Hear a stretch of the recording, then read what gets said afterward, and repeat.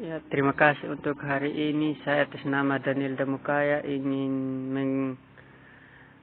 mempresentasikan klasifikasi sumber daya alam. Jadi klasifikasi sumber daya alam dapat dibagi menjadi 3, yaitu yang pertama, sumber daya alam berdasarkan pemulihan, yang juga dibagi menjadi 2, yaitu sumber daya alam yang dapat diperbaharui atau renewable resources, adalah sumber daya alam yang dapat dikembalikan persediaannya dan dapat diperbaharui dalam waktu yang relatif mudah dan bisa dikembangkan melalui budidaya. Sumber daya alam ini terdiri atas sumber daya alam hayati, contohnya pertanian, perkebunan, kehutanan. Sumber daya alam hewani, contohnya peternakan dan perikanan.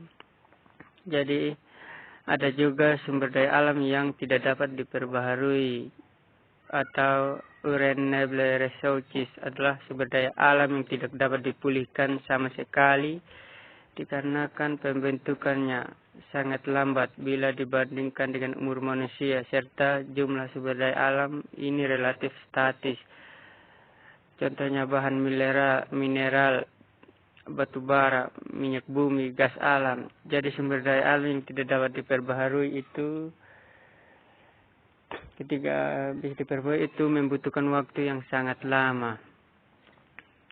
Nomor 2, sumber daya alam berdasarkan sifatnya dibagi menjadi 2, yaitu yang pertama, sumber daya alam fisik, adalah sumber daya alam yang tersedia, jumlahnya melimpah dan digunakan oleh seluruh makhluk hidup. Contohnya tanah, air, udara, sinar, dan matahari. Yang kedua, B, sumber daya alam hayati. Dalam sumber daya alam, jika telah habis terpakai masih dapat diusahakan kembali. Contohnya hewan dan tumbuh-tumbuhan.